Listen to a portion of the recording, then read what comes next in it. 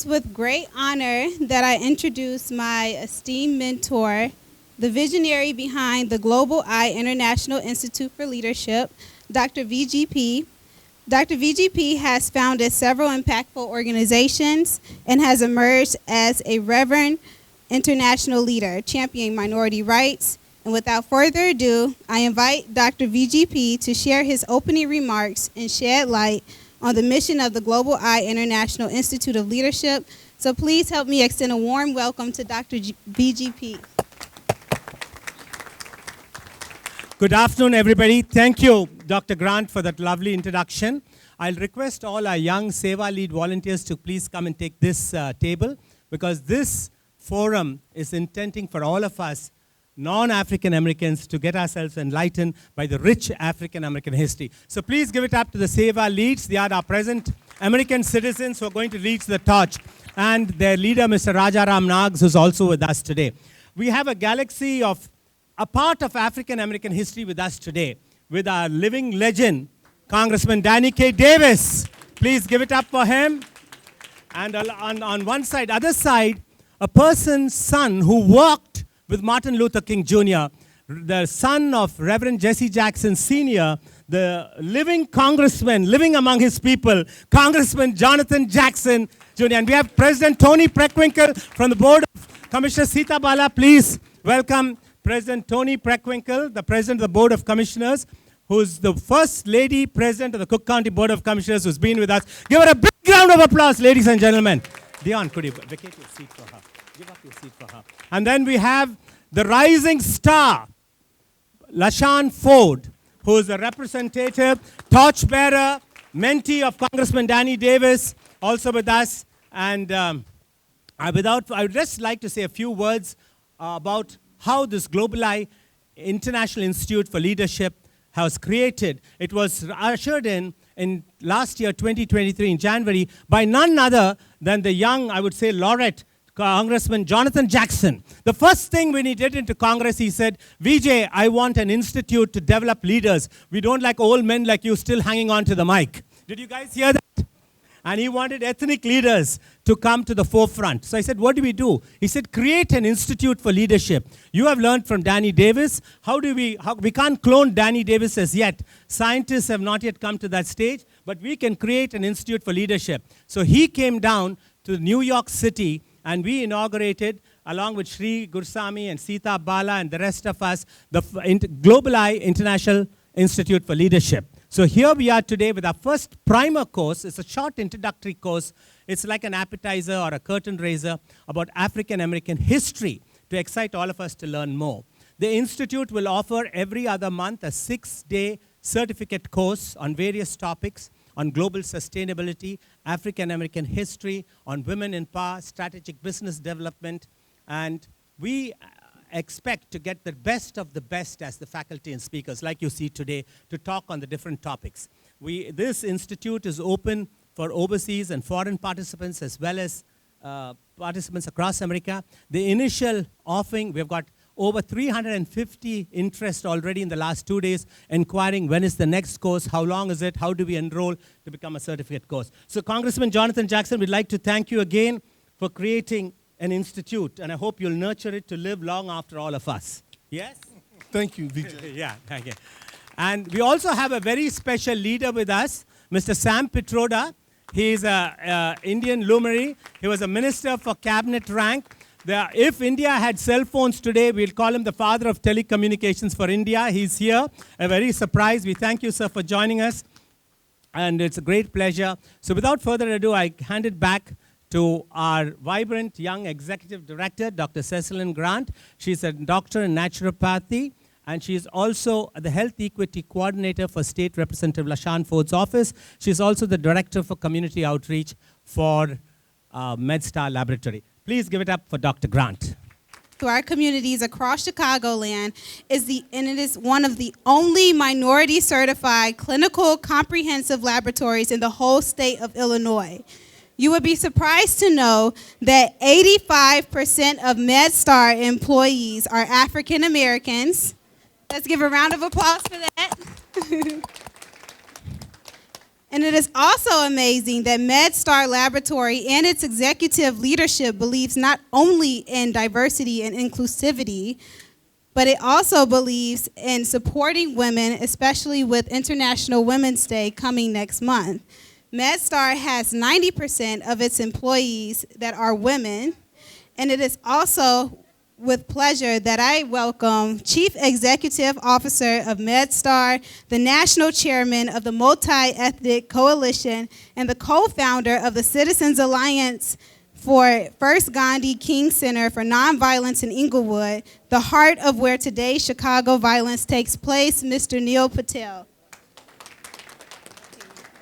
Thank you very much, Dr. Grant. Like everyone sitting up here, Dr. Grant, Dr. VJ, I'm not the best speaker like you guys are, but I want to welcome everybody this afternoon to African American Heritage Month.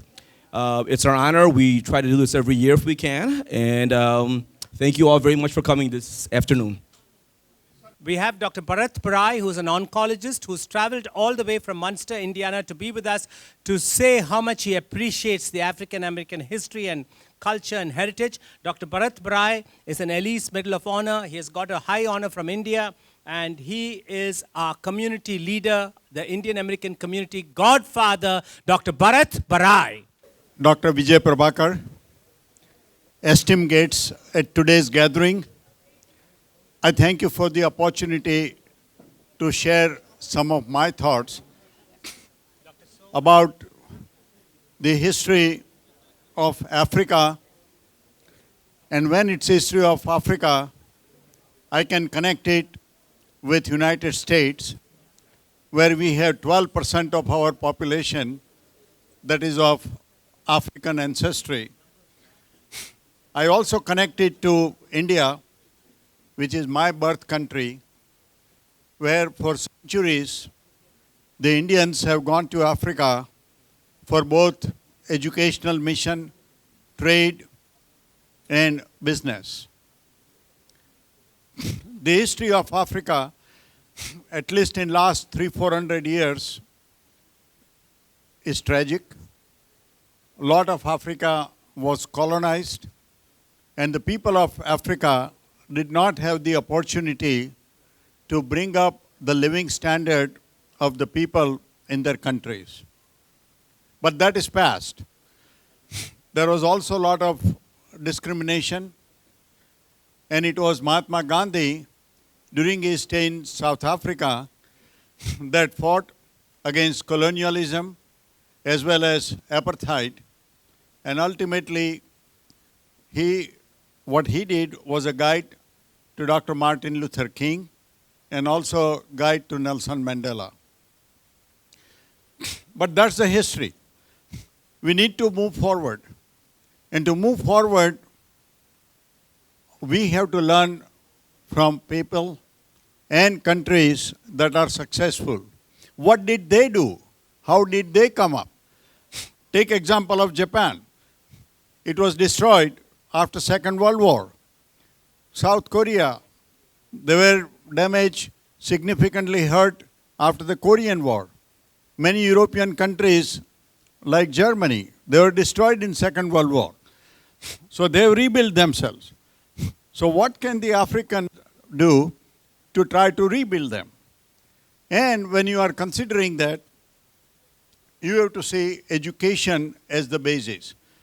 Yes, some people are blessed with natural resources, like many of the countries in the Gulf. Yes, they may not do all those things, but God has given them oil and natural gas under their ground, and they are prosperous. But then think about countries like South Korea and Japan. They don't have any natural resources, and yet they have become highly industrialized countries. So we can do what we can for the African countries to devote time and energy for their education. Number two, learning. You have to learn from people who are successful and spend your time in trying to develop rather than getting involved in little piddly wars. Because people can always keep on arguing, people can keep on always fighting, and they'll stay in the neutral territory. They won't advance. So they should take advantage of working with United States, working with country like India, which are willing to work with Africa and try to promote education, industrialization, and agriculture. They should be able to feed themselves. The other is the work ethics. They have to learn good work ethics from other countries that have been very successful. So this will be the keys of trying to emphasize on education, agricultural, industrialization, work ethics, and ability to work with each other. President Clinton had said once, why does he like Indian Americans? He said, because they are law-abiding citizens, they care for their families, they care for their neighbors, they care for their neighborhoods, they care for their cities, they care for their country. So these are some of the characteristics that we can work together to try to help the African Americans to bring up their living standard so that they feel secure, their children can go to school and colleges, they become prosperous. Thank you. So now we come in a significant chapter in our gathering where we have the privilege to delve into the remarkable journey of a true leader of African American history. Elected in 2007 to the Illinois House of Representatives representing the 8th District, State Representative LaShawn K. Ford is an outspoken advocate for his constituents, and Rep. Ford is focused on social justice and the disparities in employment, education, and the healthcare system. He has also worked to increase opportunities for ex-offenders, fostered small business development, and improved the access to affordable housing, expanded protections for our veterans, and safeguarded our environment and to address our state's fiscal health. Please welcome LaShawn K. Ford. Thank you, Dr. Grant, and good afternoon. That sounds like a little mini Danny K. Davis. That looked like I just took your platform and just keeping it going. Thank you, Congressman Davis. I love being on the stage with Congressman Davis. He is like one of the greatest leaders in the nation, in the world. I mean, he travels all over the world, and he travels this country. He helps people get elected across the country, and he helps elect presidents. And most of all, he helped usher in the Affordable Care Act. And that is something that I think that we should all be grateful for making sure that those that ordinarily wouldn't be able to afford or have health care, they can have it because of Congressman Davis. So thank you very much, Congressman Davis. And I was just asked to do a welcome and a charge. I want to thank the Institute for welcoming us for Black History Month and also indulging in our culture. It's huge for someone outside the culture of Black people to celebrate our history, to literally take time out of their schedule and learn more about Black people. I mean, to learn the truth about Black people is good for everybody. It's good for everybody when you know the truth about your neighbors. And so to have the young people in front, I want you to know that we have President Prewinkle, and she will give you a merit if you don't listen when she speaks, because she was a teacher also. And so whenever she's in the room, everybody sits up straight. So I'm telling you, better sit up straight because she's watching you. President Prewinkle, thank you for being such a strong leader in Cook County and Illinois. Thank you very much. And of course, I should say you're still alive. That's great. I heard Dr. Vijay say you're alive. You are alive and kicking. And thank you very much for being here. I was just in D.C., and Congressman Jackson has really, really hit the ground running. I mean, he was probably born in Washington, so he knows where the bathrooms are. He knows where everything's at, and he probably shows some people that's been in D.C. for a long time how to get around D.C. because he is at a place where he knows and they respect him. So we're lucky to have a congressman like Jonathan representing us from our state in Washington. So thank you very much, Jonathan. And my only charge for Black History Month would be that we learn the accuracy of history. The accuracy of history about all people, but especially Black people. I've had the honor to go to the continent of Africa several times, and if you haven't visited the continent of Africa, one of the nations, it will change your life, because the perception of Africa, the entire continent, is not good when you read about it or listen to the perspective in the news. Now, everyone knows that Africa, the continent, is rich in resources. It's a beautiful place, but it's also underrepresented as it relates to, it's not my phone.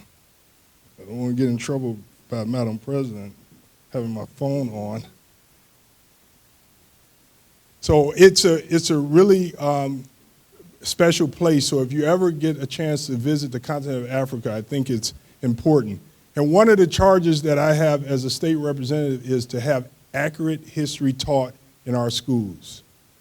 Many people, when they think about African Americans, they think Black people started as enslaved people. And that's such a false narrative about our people.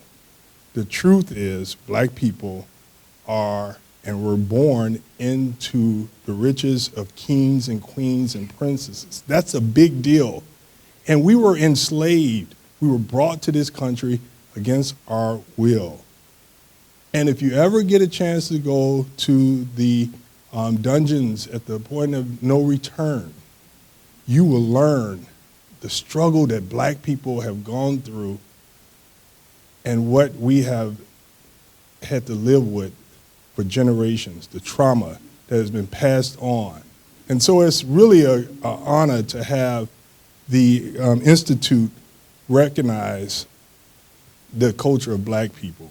And so young people, I used to teach as well, it's really good that you know all people and don't let people tell you what they want you to know about a culture. Read about the culture of your brothers and sisters in this country and across the world.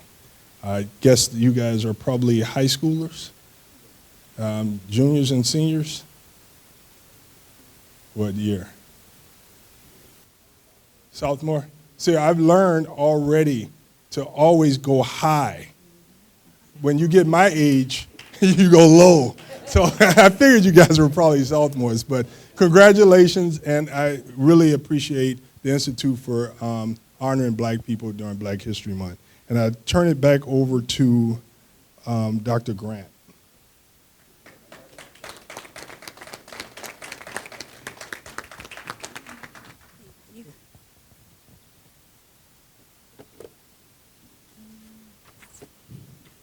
Thank you, Rep. Ford, for your powerful call to action. Your words resonated deeply and to our ancestors and the challenges that they have faced. And thank you for passing the torch down from Dr. Martin Luther King Jr. to the hands of leaders as yourself. And so now I would like to introduce a beacon of musical brilliance hailing from the neighboring state of Indiana. His powerful voice, infused with the soulful essence of gospel and the electrifying energy of rock, has consistently uplifted our spirits and stirred our hearts. Please join me in welcoming the incomparable Jonathan Joseph Brown. He will grace us with the rendition of African American National Anthem, Lift Every Voice and Sing. Thank you, Dr. Grant.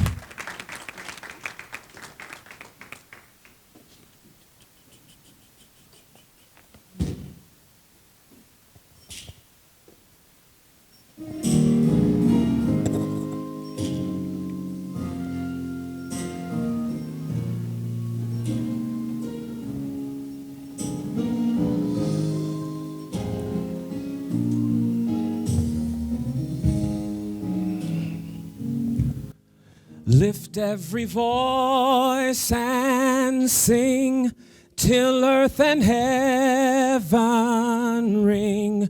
Ring with the harmonies of liberty.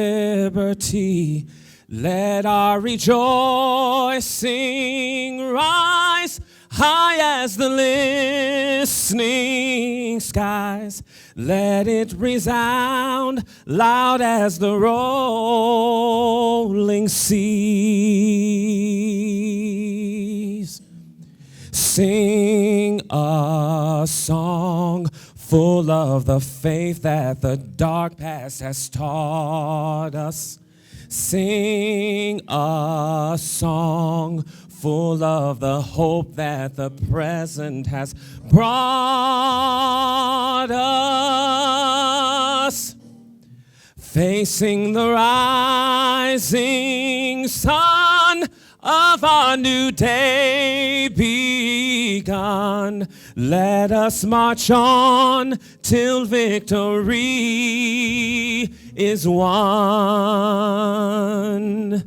Stony the road we trod, bitter the chastening rod, felt in the days when hope unborn had died, yet with a steady beat have not our weary feet come to the place for which our fathers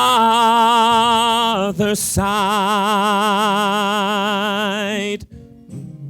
We have come over a way that with tears has been watered. We have come treading our path through the blood of the slaughtered.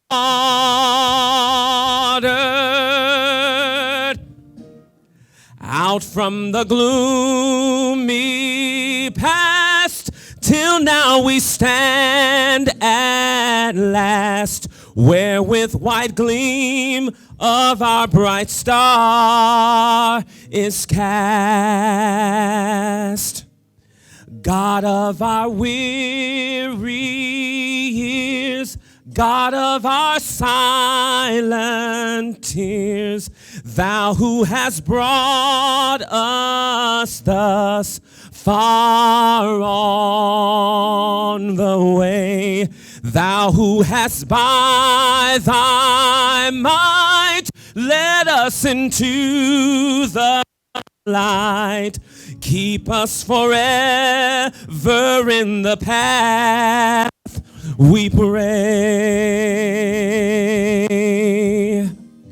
Lest our feet stray from the places, our God, where we met thee. Lest our hearts, drunk with the wine of the world, we forget thee. Shadowed beneath thy hand, may we forever stand true to our God, true to our native land. Thank you.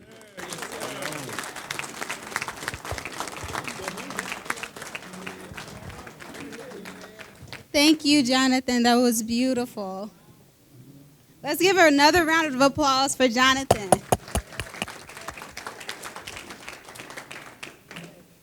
Hey, ladies and gentlemen, esteemed guests today, we have the privilege of delving into the extraordinary journey of our keynote speaker, Congressman Jonathan Jackson, a visionary leader committed to equality and progress, and his life story promised to inspire us all. Without further ado, let's explore the remarkable story of Congressman Jonathan Jackson, and let's talk about his bio. So, Congressman Jonathan L. Jackson represents Illinois' 1st Congressional District. Born to civil rights leader Reverend Jesse Jackson and Jacqueline Jackson, the fight for underrepresented people runs in Congressman Jackson's blood. He has long been an advocate for marginalized communities, using his platform to fight for equity and civil rights. Congressman Jackson's commitment to social justice and equality has been a driving force behind his activism.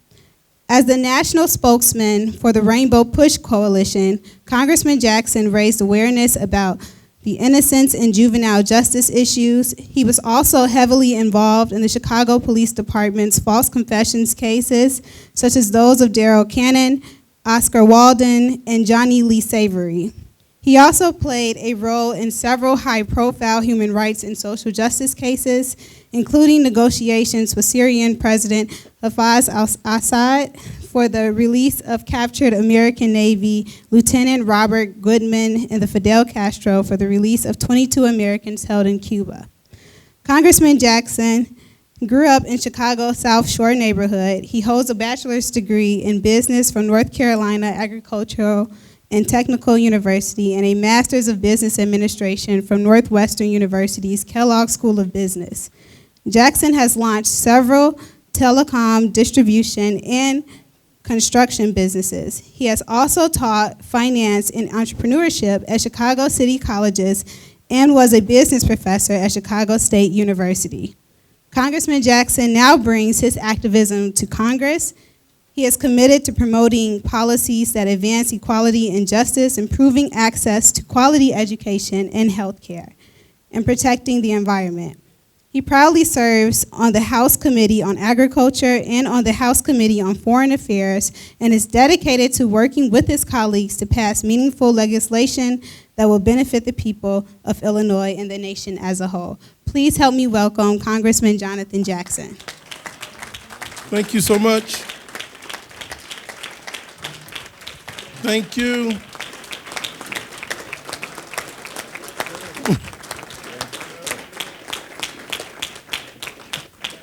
I would like to be affiliated with all the remarks from our colleagues and friends that have spoken on the stage. I'd like to give a very special shout out to a few young people in here. One of my greatest interns, Mr. Foley, wave your hand. He's graduating from the University of Chicago. Mr. York, student of mine from Chicago State, always good to see you, Robert. And I would like to say, Dr. Vijay Prabhakar, you are an amazing man. Thank you for your sensitivity, your care, your consistency on building bridges and keeping communities together. To a dear friend of mine, if you will, the young man that led the telecommunication era for an entire region, if not having lifted an entire continent, there is no other when history is going to be written than the genius of Mr. Sam Petroda on what he's taken back to his country that has helped so many parts of the world in leading their technology and their communications revolution. That's not an ordinary man. Please give a round of applause to Mr. Sam Petroda. Sometimes there are great people right in front of you. You should know that man. I know some people are on their phone. Google it and look him up for yourself. The phenomenal. We are so blessed to be in Cook County and to be in the area of the city of Chicago. But the leadership that we have in our county board president is exemplary. She is a model across the nation on what excellence in government is. We thank you so much, Madam President, Ms. Preckwinkle. Give her a round of applause. And a person that's been a mentor and a friend for me for so long. I would not have been able to get on the committees that I really wanted on agriculture as well as on foreign affairs. That is the power that you can have when you are a freshman in the Congress, when you have a dean of your delegation, a person that's sensitive, that knows the community, and that made a way for me in the Congress. I fully support the great and the honorable Danny K. Davis. Give him a round of applause. Come on, let's give Danny K. Davis a loving round of applause. The Dean of the Illinois delegation,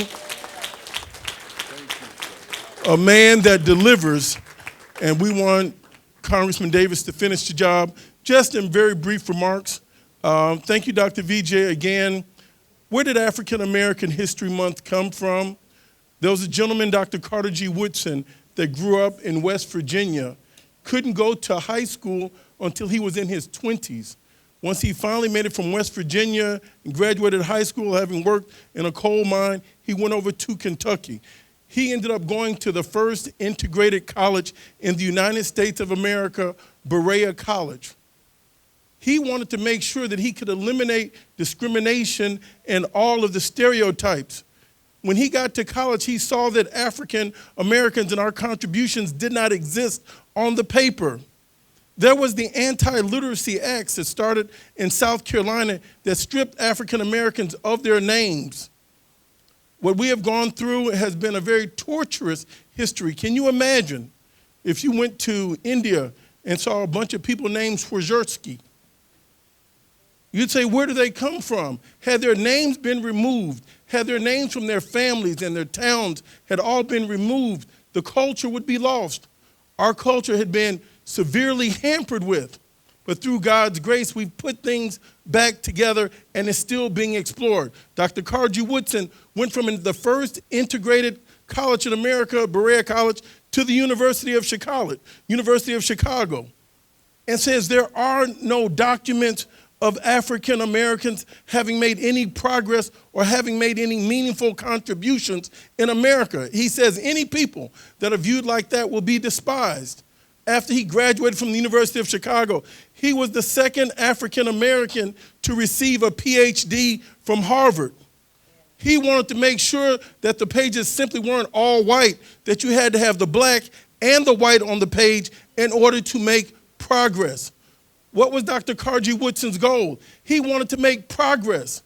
When you delete people, when you engage in erasure, you have distortion, you have propaganda. So when you think of African Americans, we have to find our contributions that have been numerous in America. It's happened to Native Americans as well. We are in Illinois, an Indian name. Chicago, an Indian Native American name. Yet there's not one federally recognized tribe in the entire state of Illinois. A civilization was here. So you can't find something. So when they say that Christopher Columbus discovered America, you can't find something where somebody is already staying. So then they say he discovered where people are already living. We have to make American history whole. So you can't tell the truth about the history of America unless you understand where African Americans and others had contributions. Dr. Carji Woodson was the second African American to get a PhD. Dr. W.B. Du Bois was the first African American to get a PhD from Harvard University. They've documented these stories. African Americans up until the year 1865 could not have a last name. You were called an uncle when you were over 50. You were called a boy under 50. Legally, you could not have a name from 1619 until 1865. So as we talk about this conversation over there is all I can take. For now, and I thank you. Furthermore, when we have from 1619 until 1865, where you legally could not even have a name. So this is a very young history. I have the opportunity, thank you, Congressman Davis, to serve on the Agricultural Committee. Do you know how many farms and estates I've been to in the last year where the landowners have had the land prior to the United States even being formed in those states? Their family ancestry predates the incorporation of the state of Tennessee, of Indiana, of Oklahoma. People had been taken off of their land. So why do we have African American History Month? To make American history whole. Why did Dr. Carji Woodson put this in the month of February? Not because it's the shortest month. It was approximated. Frederick Douglass did not know the year and the date and the month that he was born. So he put this in February to honor the progress that blacks and whites had made together in the month of February to honor both Frederick Douglass and Abraham Lincoln, showing progress of people having made a difference together. That is why we have it in February, and that's what we're trying to do, is to extol all the virtues, to make American history whole. We have gone through deletion and propaganda and distortion. Now let's go fast forward. And why is that interesting? Because if you look at 1917, the Immigration Act of 1917, Asians, Mexicans, Native Americans, and Indians were excluded from coming to the United States for America. That ban lasted almost 38 years until the Civil Rights Act of 1965. Why did so many first-generation Indian doctors and educated people come to teach at African-American universities? Because we see there's anti-Indian discrimination on visas and holding up families for unifying. That same level of discrimination will happen to African Americans, will happen to Muslims, will happen to Hindus, will happen to others. So in conclusion, I want to thank you all for coming out. I want to thank Dr. VJ for his outstanding leadership. And I want to thank our county board president who's been on this case, who's unrelenting, who is resilient. And I want to thank the honorable, the incomparable Dr. Danny K. Davis for all what you've done for the entire region, for the entire delegation, for your senior leadership on the Ways and Means. Thank you, Danny K. Davis.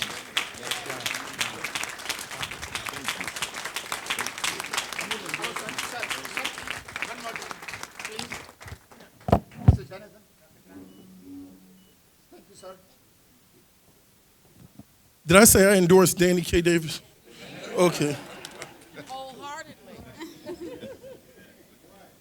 Thank you, Congressman Jonathan Jackson, for delivering such a powerful and insightful keynote address. Your words have left an indelible mark on all of us, inspiring us to reflect on our past, engage with our present, and strive for a better future. Your dedication to the advancement of our community is truly commendable, and we are honored to have had the opportunity to hear from you today. Thank you for your leadership, wisdom, and relentless commitment to the cause of justice and equality.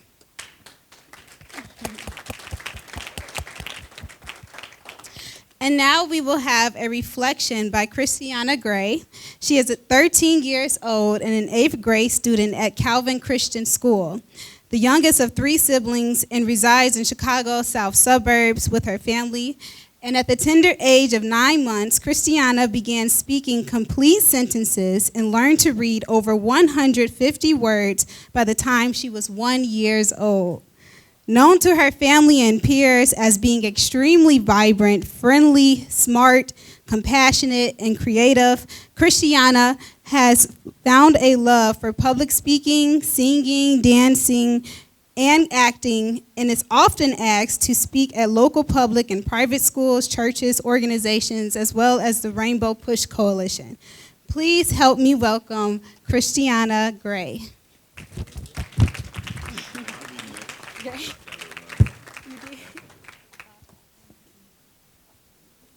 Hello, my name is Christiana Gray, and I am hyena happy, peacock proud, elephant elated, and Jack Rabbit jovial to say thank you for inviting me here today.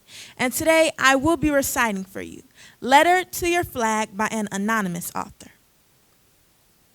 I pledge allegiance to your flag of the United States of America and to your republic, for which it stands, one nation, under God, indivisible, with liberty and justice. For who?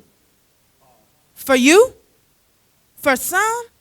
Not for us, not for our people, so please stop saying we're equal. With your flag of red, white, and blue in one hand, you beat us. Until we were black and blue, beat us. Until we were numb, beat us. Until we can't walk straight. And then you put us in chains, if we're lucky.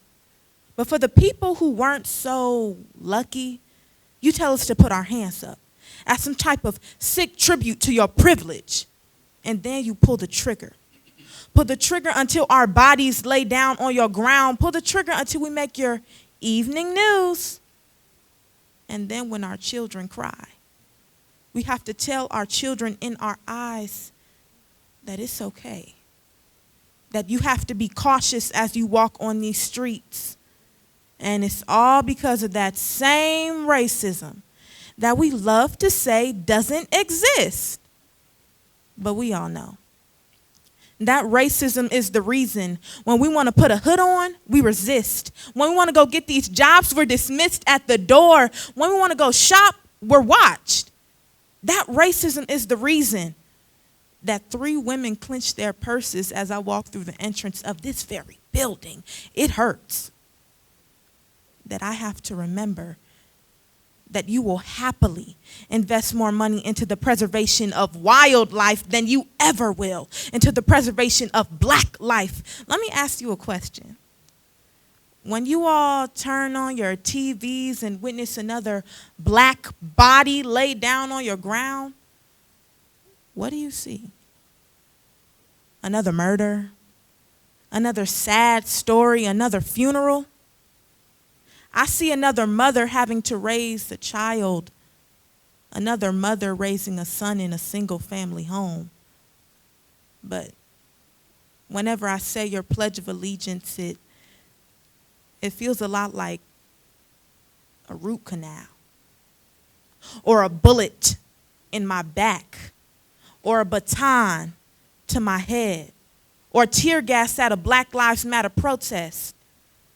But I guess I'll just say, I pledge allegiance to your flag of the United States of America and to your republic for which it stands, one nation, under God, indivisible, with liberty and justice for who?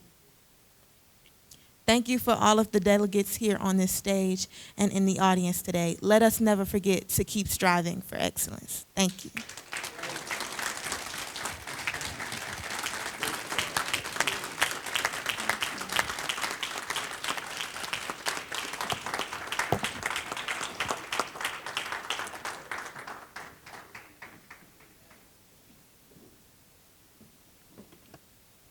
Thank you, Christiana. That was so beautiful. I hope all of you enjoyed her poem. It was incredible, wasn't it?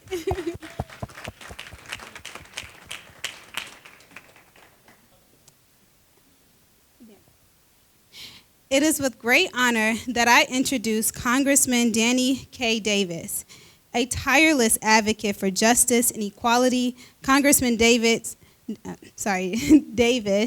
remarkable career is a testament of his relentless dedication to serving the people.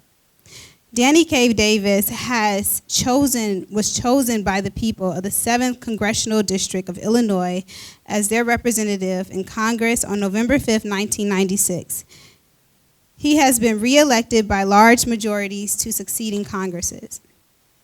In the 118th Congress, Representative Davis is resolutely committed to preserving our democracy, protecting Social Security, maintaining our nation's gains in civil and human rights, women's rights, voting rights, protection to the environment, consumer and labor protections, reducing inequality, and ensuring quality, affordable health care for all, while also maintaining his longtime focus to issues of job creation, poverty, health care, education, youth, and criminal justice reform.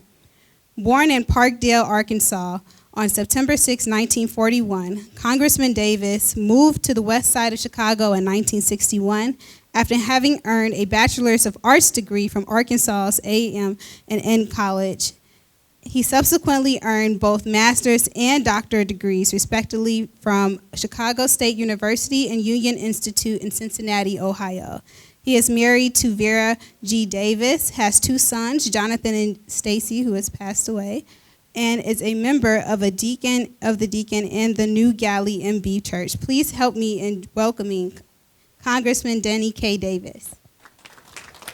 Well, thank you. Please. Thank you. Thank you very much. Out of the night that covers me, black is the pit from pole to pole. I think what gods there may be for my unconquerable soul. In the fell clutch of circumstance, I have not winced nor cried aloud. Under the bludgeonings of chance, my head is blooded but unbowed.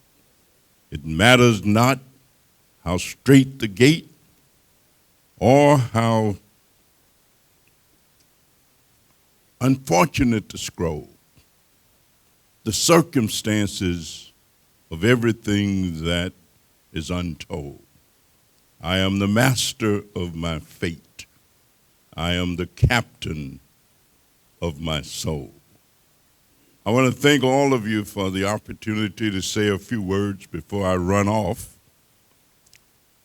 But let me just say to the young people who are here, you are experiencing one of the most phenomenal group of leaders on one stage in Hillside, Illinois, the home of Medstar Laboratories.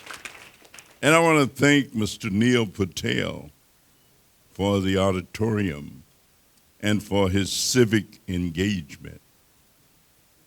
Creativity is the essence of being.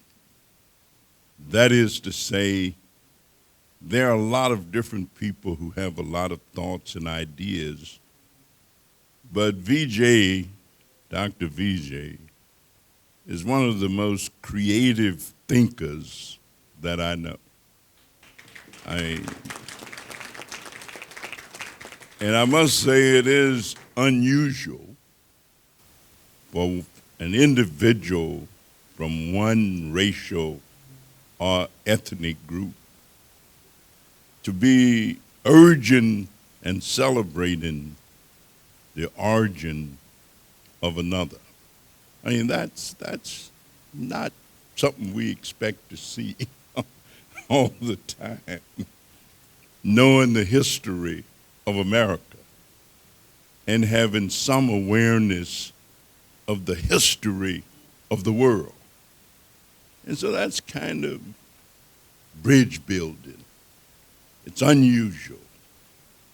Matter of fact, I taught something for 10 years at Benedictine University called Race and Ethnic Studies. And it was a very interesting class because I learned so much about all of the other racial and ethnic groups that I didn't know about. I too have traveled extensively throughout the world. In many places I've gone, I couldn't talk to the people I was with because I didn't understand their language.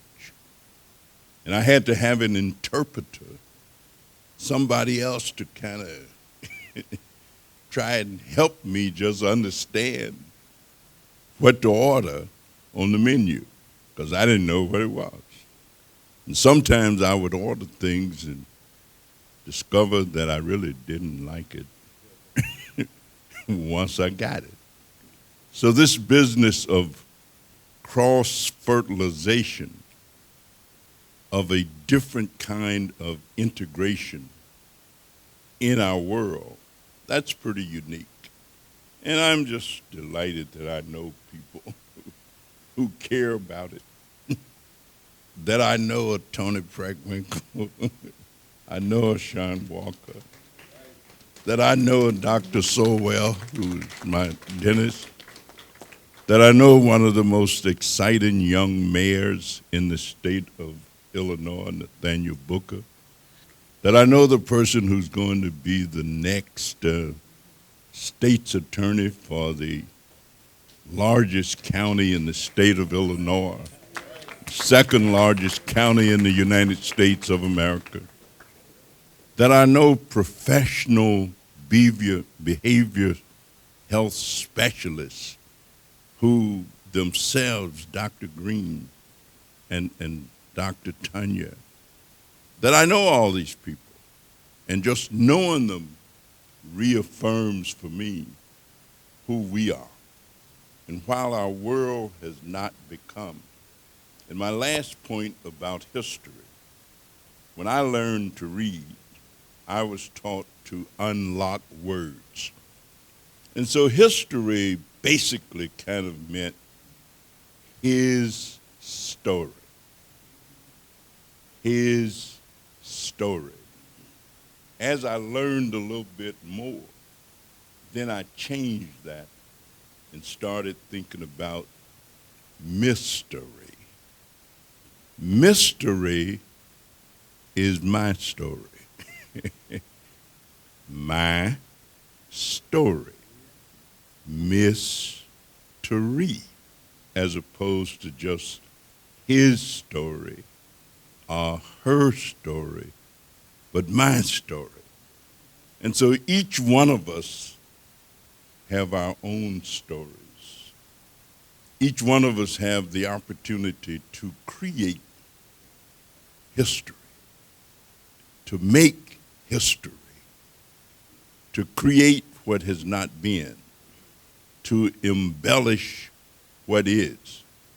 And that's the beauty of America, of my country, 'tis of thee. It's not perfect. It's a long ways from it. But we keep inching towards the level of perfection that our forefathers left as they wrote something called the Constitution. It's not fulfilled yet. So hopefully you young people who are here will create that perfection that we are lacking. Again, I thank Dr. VJ. I thank LaShawn Ford. I think he'd be a great congressman one day. We got to keep a guy like him coming and moving. I thank all of those who created the idea. And I'm going to run off and do what they call some campaigning. Thank you all so much. It's a pleasure. Yeah, it's a pleasure. Thank you. Take care. All right.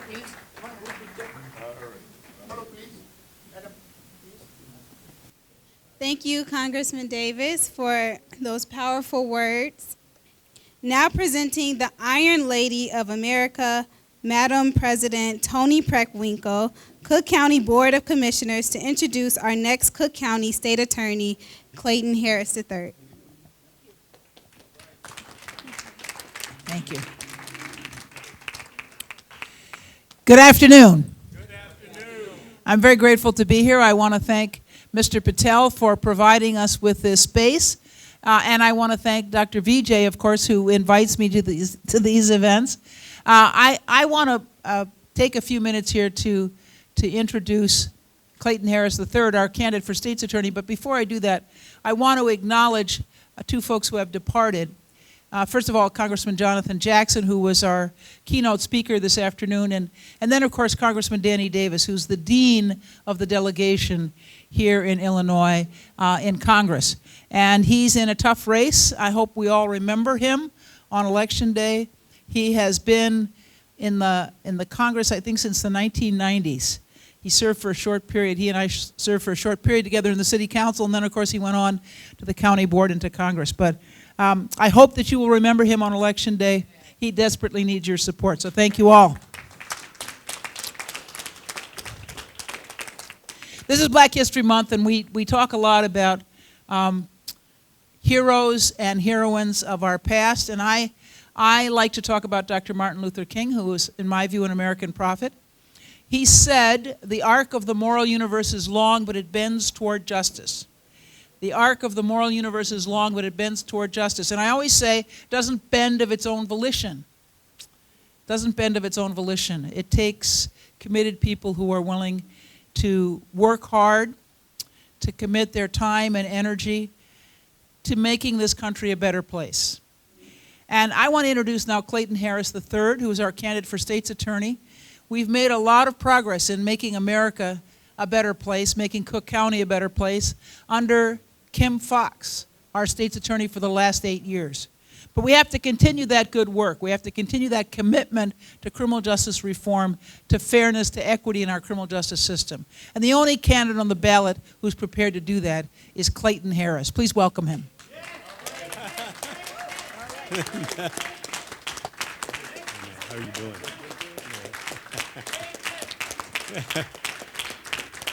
Thank you all very much. My name is Clayton Harris III. First and foremost, to Madam President.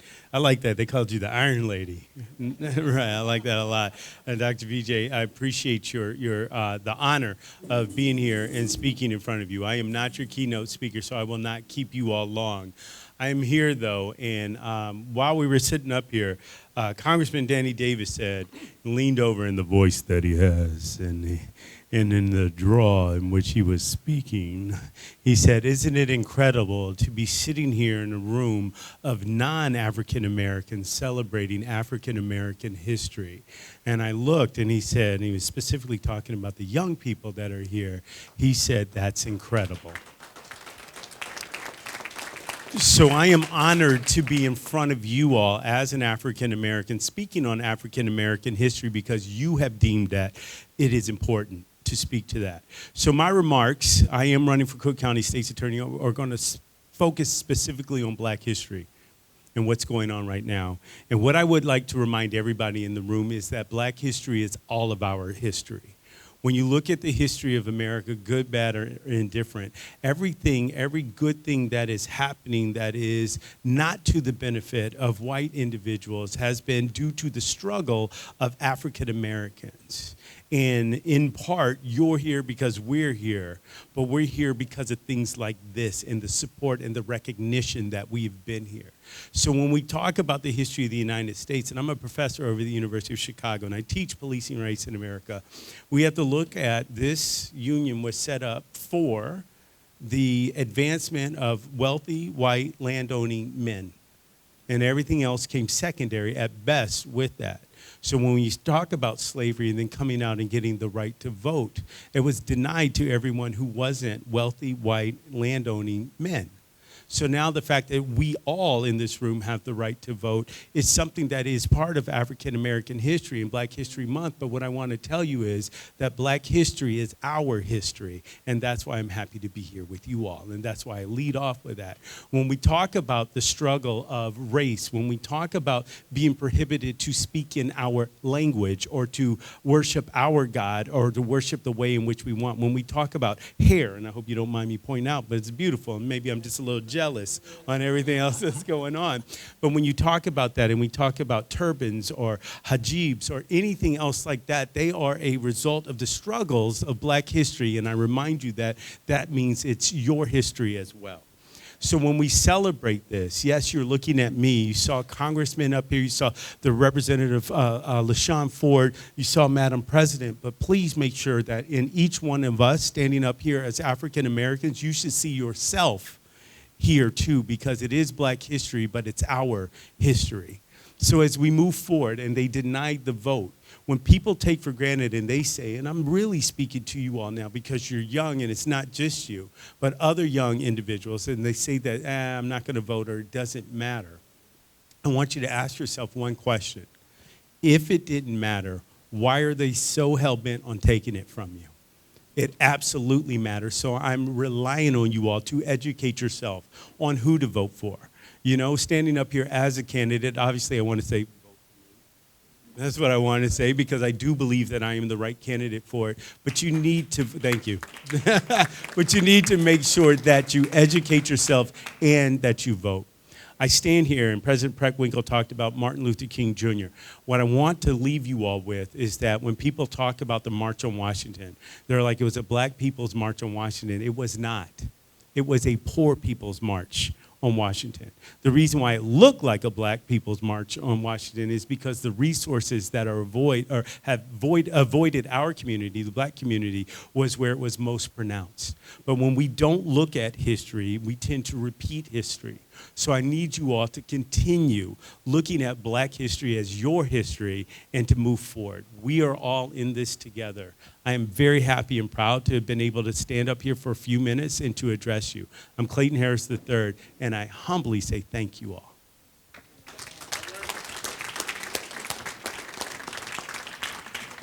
Thank you.